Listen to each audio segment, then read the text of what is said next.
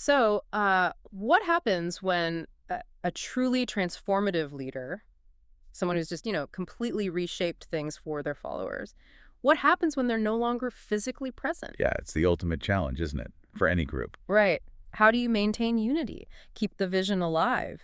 And, I mean, who's in charge? How is authority decided when the visionary's gone? It's a huge question. And, well, it applies way beyond ancient history. Think about any organization today, a startup, even a family business facing succession. Do you even try to replace someone irreplaceable? Hmm. Or do you find a totally new way forward? That's exactly what we're diving into today. We've got this amazing source, the Gopaka-Moggallānasuttaṃ.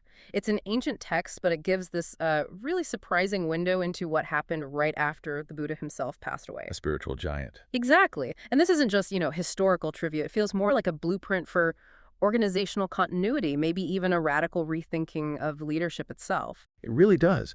This sutta, it shows us how this powerful, really dynamic movement dealt with the ultimate leadership vacuum.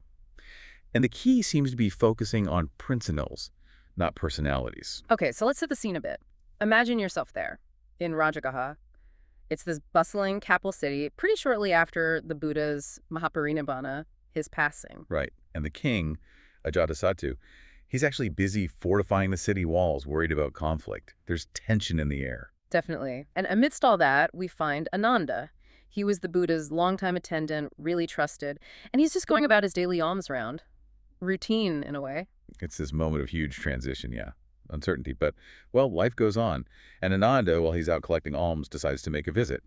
Pretty crucial one, it turns out. He does. He decides to visit this Brahmin, an official named Gopaka-Moggallāna.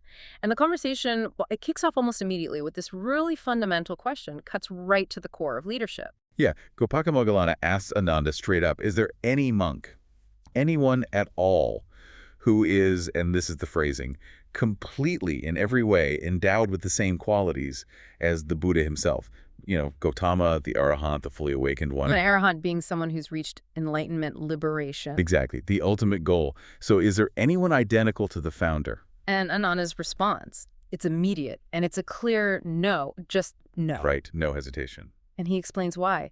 He says the Buddha was the producer of the unproduced path, the generator of the ungenerated path, basically the one who discovered it all, the trailblazer. The pathfinder, the explainer of the unexpounded path, the knower of the path, the expert in the path. That's the Buddha. But the current disciples, Ānanda says they're simply those who follow the path. And that distinction is just striking, isn't it? Oh, it's yes. absolutely, the Buddha brought something completely new into being. The followers, however accomplished, are walking on that path. So it immediately sets up this fundamental difference. It's not about finding a clone, not about replacing him like for like. It's about understanding a completely different role for those who come after. Yeah.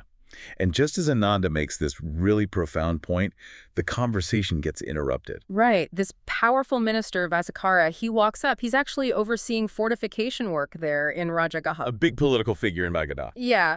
He overhears what they're talking about, and he immediately jumps in, pushing Ānanda specifically on this succession issue. He gets right to the point.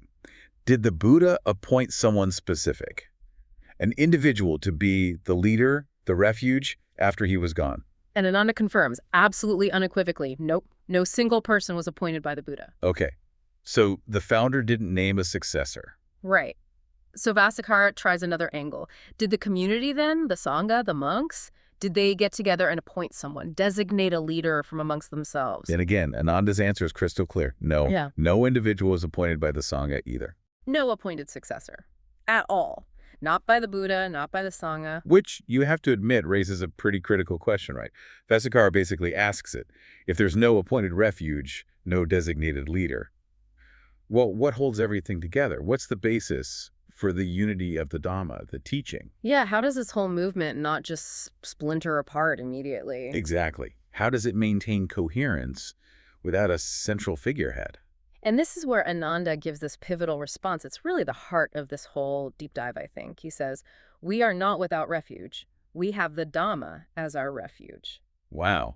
So the teaching itself, the principles, that's the authority. Exactly. This radical idea that the set of principles, the teachings, that's the ultimate guide. Okay, so the guiding principles become the leader, almost like, I don't know, an organizational constitution. But how does that actually work day to day? How do you implement that? Good question. Ānanda explains the practical side. He says the Buddha established training rules, the Sikkhapada, and this whole monastic code, the Patimokkha. Right, the rule book, basically. Yeah. And on specific days, these Ukosetha days, all the monks living nearby in a particular village area, they all gather together. Okay. And if a monk has broken a rule, committed an offense, it gets addressed right there. But it's addressed according to the Dhamma, according to the teaching. So, based on the established code, not someone's opinion. Precisely. And Ānanda emphasizes this crucial point. It is not that we make them act, but the Dhamma makes them act. That's powerful. The sister itself, the principles, are the governing force, not individual power, not charisma. It's adherence to the system. Yeah, it really highlights this reliance on principles over personality. And it makes you think, doesn't it? In any system, how much do we lean on the person in charge versus the underlying principles? This ancient text is suggesting that for real, lasting unity and authenticity, the principles have to come first. It seems incredibly relevant, especially when you see organizations struggle after a strong founder departs. Absolutely. It's a remarkably, maybe even prescient idea. So, okay, they've established the basis for unity as the Dhamma. But Vassakāra is still curious. He shifts gears slightly, asking about respecting individuals. He asks, is there any monk whom you honor, respect, revere, and depend on? Basically, is there anyone you guys look up to? Right. And Ānanda says, yes, absolutely, there are monks like that. But crucially, it's not because they hold some formal position or title. Exactly. Ānanda clarifies, they honor monks who possess these specific 10 qualities that inspire confidence. They're called the Dasa Pasadani Dhamma.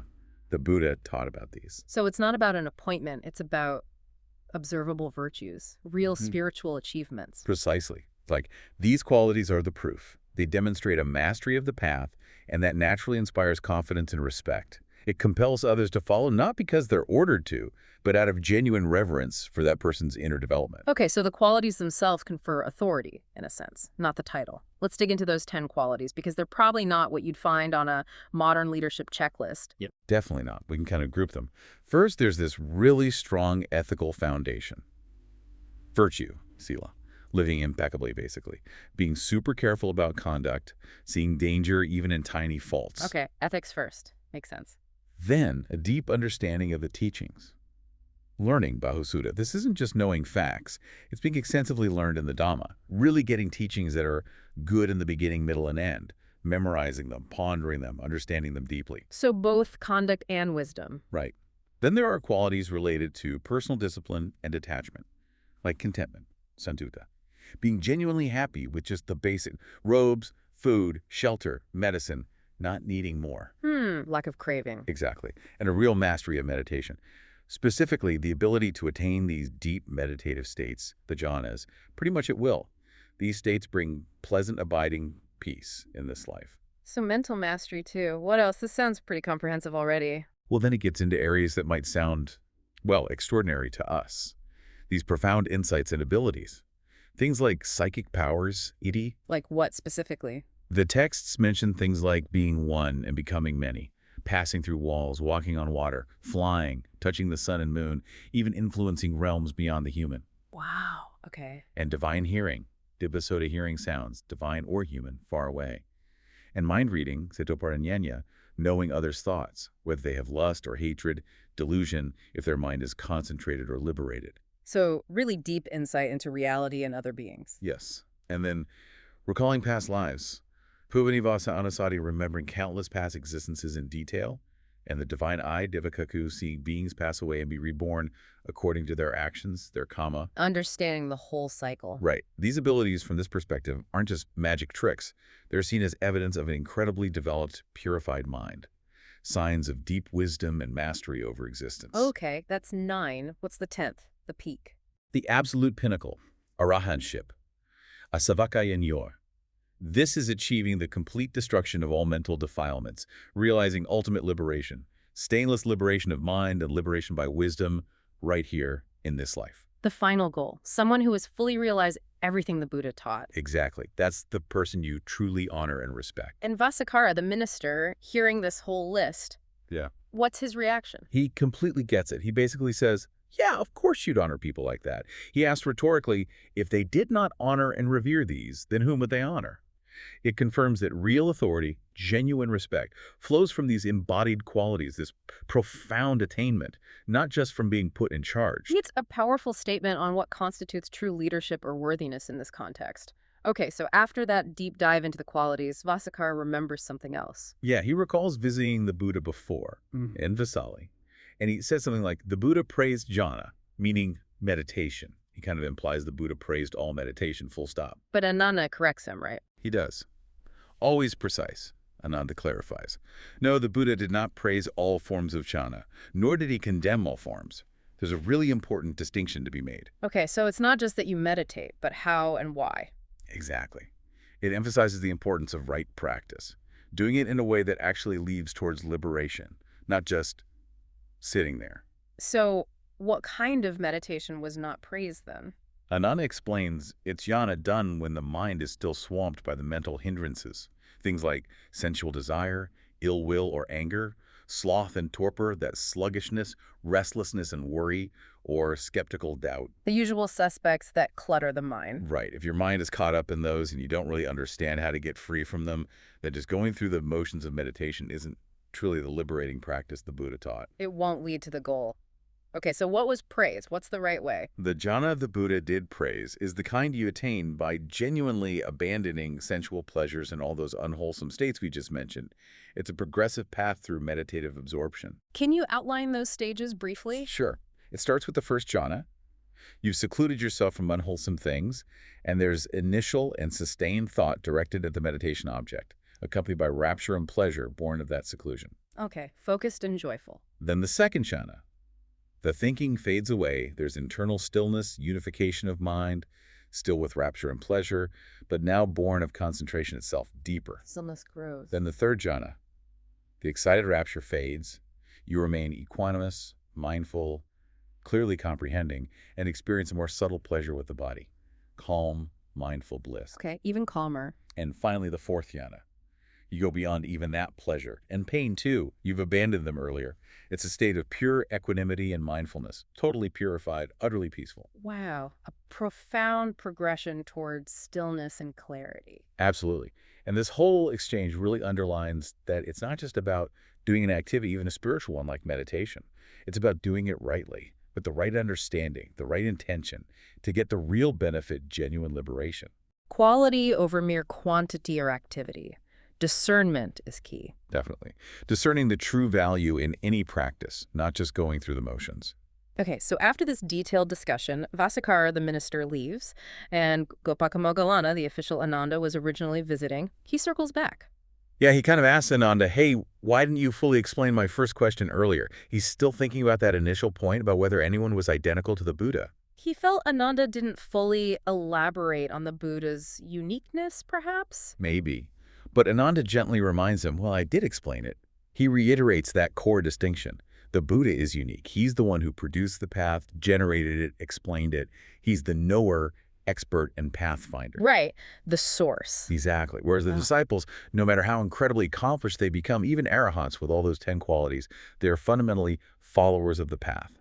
They walk on the road he discovered. So it really hammers home that point. The path continues, yes, through the Dhamma, through these amazing practitioners, but the role of the original discoverer, the founder, that's singular, irreplicable. You can't truly fill those shoes. The role is fundamentally different. It's not a hierarchy in the same way we might think of it. So bringing this all together, what are the big takeaways from this ancient deep dive for us, looking back centuries later? Well, we've seen this fascinating example, haven't we? A major spiritual tradition navigating the loss of its founder, not by appointing a new boss, but by relying on the enduring power of its core principles, the Dhamma itself. Yeah, and we learned that real authority, the kind that inspires genuine respect, it can come from these deeply embodied qualities, from rigorous practice and adherence to the path, rather than just from holding a position or a title. It's a totally different model of influence. It really is. Yeah. And it prompts you to think, look at any field or organization you're involved in. How do they handle leadership transitions? Is the focus on charismatic personalities or on deeply rooted principles and systems? What qualities do you actually value in the people you respect or follow? That's a great question for reflection, and it leaves us, I think, with this final kind of provocative thought to mull over. When a powerful guiding vision is established, where does true, lasting leadership ultimately reside? Is it solely with the original visionary, the one who discovered the path? Or is it also found, perhaps even more sustainably, in those who faithfully uphold the essence of that path, embody its highest ideals, and inspire others to do the same? Hmm. The founder versus the faithful followers who truly live the principles. It definitely challenges our usual notions of power and who really carries the torch forward.